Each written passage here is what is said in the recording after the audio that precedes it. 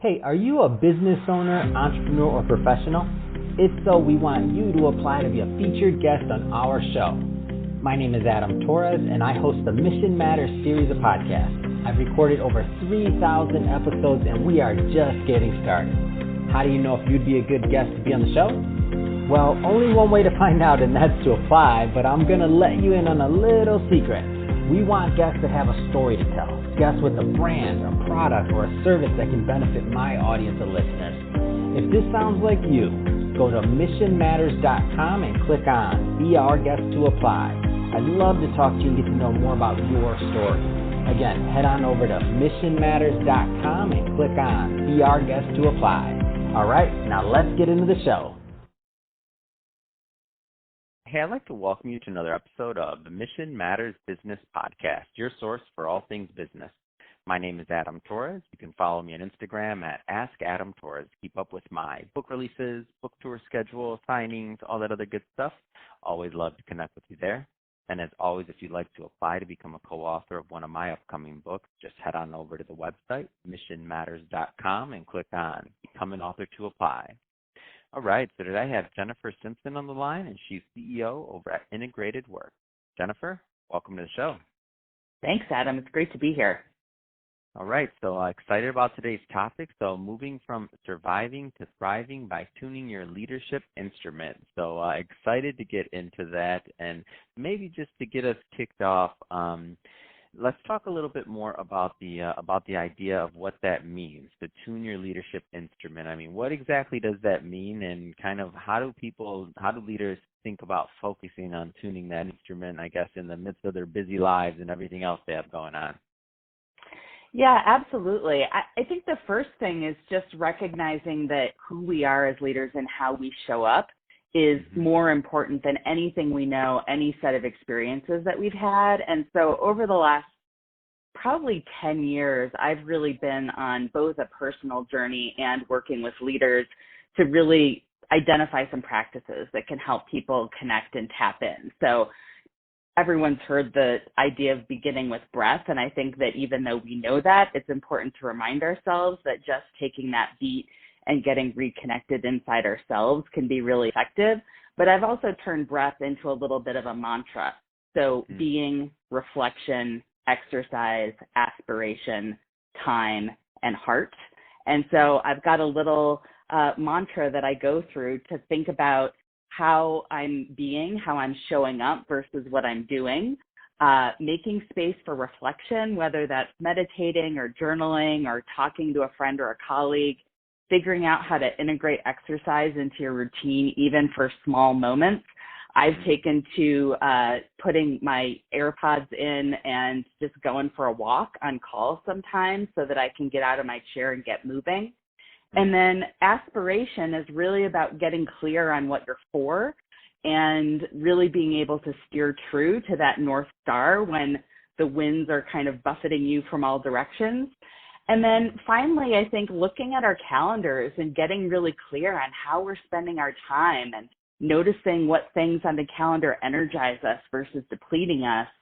And then finally, really recognizing that leading from the heart, that how we make people feel is one of our best leadership levers, and that taking the time to, as I say, tune our instrument as leaders really helps us to, be the conductor of the orchestra that is our business even more effectively. Let's talk about the type of leaders that you like working with. I mean, you've worked with a lot of them. I mean, what's typically like a good fit? Like what type of leaders do you like to work with? Is there certain niches or different industries, or is it mission-based leaders? I mean, what kind of things are your best fit to work with you and your team? Yeah, really mission-driven leaders of all kinds. We do a lot of work in healthcare, education, and the environment.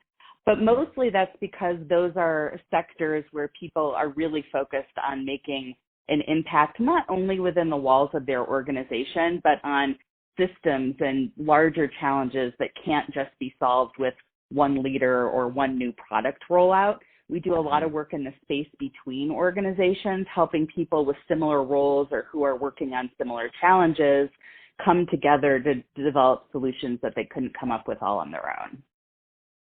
What I mean, so a lot of leaders, a lot of business owners, they're stuck in this perpetual, let's say, system of like putting out fires and like always and dealing with what's present, what's in front of them, and and that's how their day to day is kind of runs. And I guess I like to call it maybe survival mode, something like that. Like they're always Mhm. figuring out what to do next, like that. How do you move from that survival mode kind of mindset to really like thriving and like changing things and like moving the needle forward, so to speak?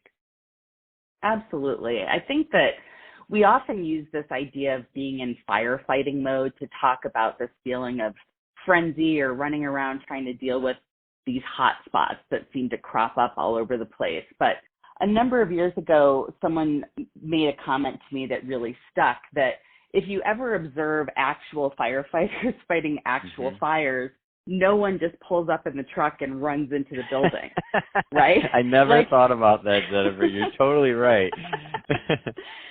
the captain or the chief stands back and assesses the situation and makes a plan that's right for this fire at this moment. Hmm. And so I said a few minutes ago that we work a lot with healthcare organizations, and I think this idea of doing triage on your organization can be really valuable also. And so I've really taken to thinking about organizations or even parts of an organization as either being in kind of a critical care mode, a growth or rehab mode, or a peak performance and thriving mode. And I think that doing that kind of diagnostic assessment at the beginning really helps you choose the right intervention for the job. And sometimes different departments are in different modes at different times. So Hmm. when you can focus on things as they are instead of how you wish they were or wish they weren't, you can really get from surviving to thriving by being clear on where you're headed so that you can treat any challenge or opportunity as a chance to take a step in that direction and see whatever shows up in front of you as an opportunity to still move your organization towards that North Star that you set. Mm. What do you think? And I love the process. I love what you're talking about. Why do you, and I don't think anybody intentionally wants to be kind of stuck in that other mode. What do you think are some of those mistakes that kind of get people in that loop, if you will? And I know everybody's going to be different, right? Every business, depending on their background, size of business, all these other things. But what do you think are some of those things that just get people stuck? I think a couple things. And the first is really either not having clearly enough set that purpose and direction in the first place. So having financial goals or targets that aren't really connected to a larger purpose or mission, so that you really get focused on achieving that next milestone, but not being as clear as you could be on the overall trajectory or direction that you're moving in. And then I think the other thing is just getting knocked out of presence, getting caught up in the whirlwind of what's going on around you. And so being in reactive mode. And that's where I think taking that beat to reground ourselves as leaders and make sure that we're the voice of calm and are able to show up in a way that allows the energy around us, the frenzy that others on our team might be feeling, to calm down so that we can re-engage our thinking brains. Because when that, old reptilian brain is running the show, we tend not to make the choices that serve our futures best. No, that's great. I mean, I think it's great insight, and it makes so much sense. So Jennifer, if somebody's listening to this and they want to learn more about integrated work, maybe first just give us some background specifically on what integrated work does, and let's go a little bit further into the company. Great. We were founded 23 years ago, and the founder, Jessica Hartung, really founded the company out of the belief that work and life shouldn't be treated as separate things. So the notion of integrated work, really recognizing that who we are fuels what we do, and how we spend our time shapes the lives that we live. And so Jessica stepped back from day-to-day leadership 2.5 years ago. We just completed an ownership transition in the fall of 2020. So we've been women-owned and women-led for our entire history, and that whole story of female entrepreneurship and the journey that is, that's its own separate story. But at Integrated Work, we work with mission-driven leaders to really help them grow their leadership, amplify their impact, both for their teams and organizations. And so that might mean doing strategic planning work. It might mean running peer-to-peer learning and sort of strategy solving meetings across organizations, or it might mean doing executive coaching, team development. That's awesome. And so if somebody's listening to this and they want to connect with Integrated Work, what do you find is typically a good fit? Like, is it size of company? Is there a specific niche you work in? Or, I mean, give us a feel for who's a good fit to follow up. Yeah, I mean, we work with organizations of all kinds, and my career before coming to Integrated Work, I worked with global 1,000 companies all over the world. And so I have lots of experience working in organizations of all shapes and sizes.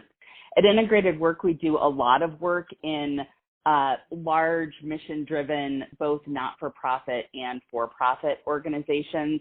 But we also work with some smaller and more local entities. We've got staff all over the country, and we've worked with clients around the world. So I would say the most important thing is that the leaders of the organization really have a sense of where they want to go and aren't entirely sure just yet how to get there.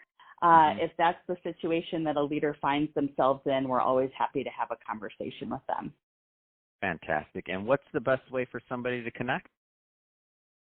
They can find us at integratedwork.com, and from the website, they can find all of our social media links as well. So we're not hard to find at all. Fantastic. Well, Jennifer, really been a pleasure having you on the show today and learning more about your background and all the great work you're doing over at Integrated Work. And for the audience, as always, thank you for tuning in. I hope you got a lot of value out of this. If you did, don't forget, hit that subscribe button. We definitely like you to be a return listener and return visitor. Have more great guests like Jennifer coming up for you. And Jennifer, really, it's been a pleasure having you on the show. Thank you. My pleasure. Thanks, Adam.